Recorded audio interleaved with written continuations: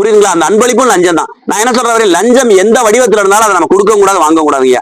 ஒருவேளை உங்க குடும்ப கஷ்டத்துக்காக திமுக அதிமுக கொடுக்குற காசை வாங்கிட்டாலும் காசை பூராத்தி வாங்கிக்க, ஓட்ட அவனுக்கு போடாது. ஏன் கவனிப்ப அவ ஆதாபி கூட காசை ஒன்றும் நம்மளுக்கு கொடுக்கல, அதனால ஓட்டை எங்களுக்கு போட்டுருங்க. அதே மாதிரி உங்களுடைய அடிப்படை வாழ்வாதாரத்துக்கு நாங்க இதை செய்வோம் அதை செய்வோம் வானத்தை வில்லாக்குவோம் அந்த மாதிரி பொய்யெல்லாம் சொல்லல.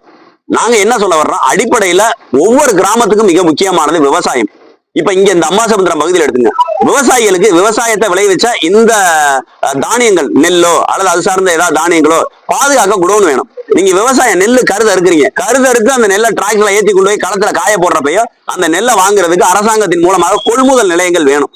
அதை பாதுகாக்க ஒரு குடோன் வேணும், தானிய கிடங்கி வேணும். இப்ப நாங்க என்ன சொல்ல வர்றோம், இந்த தொகுதிக்கு பூராத்துக்கு ஒரு இடத்துல ஒரு கிடங்கி கட்டுறோம், இன்னொரு இடத்துல ஒண்ணு அப்படிலாம் கிடையாது.